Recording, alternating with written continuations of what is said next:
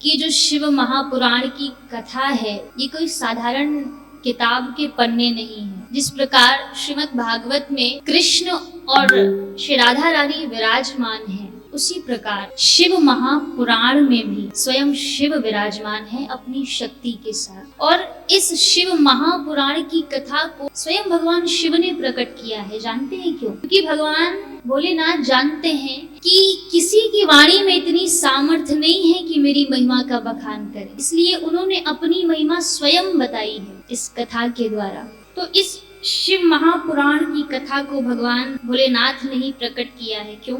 इस संसार के मनुष्यों के दुखों की निवृत्ति के लिए, सांसारिक लोगों की मुक्ति के लिए भी इस कथा को प्रकट किया है। क्योंकि आजकल का जो मनुष्य है वो क्या चाहता है? उसको सांसारिक सारे सुख भी चाहिए और अंत में उसको मुक्ति भी चाहिए। तो भोग और मुक्ति वो दोनों चाहता है। जब तक उसके जीवन में भोग ना हो और अंत में उसको मुक्ति ना मिले, तब तक उसकी इच्छा समाप्त नहीं होती। तो ये जो शिव महापुराण की कथा है, ये ऐसी कोई इच्छा नहीं है आपके जीवन में जो पूर्ण करने की सामर्थ्य ना रखती। आप जिस भाव से आते हैं इस कथा में, ये कथा उन सभी इच्छाओं की पूर्ति करती है। आनंद टीवी से जुड़ने के लिए आप हमें व्हाट्सएप करें 9277395752 पर।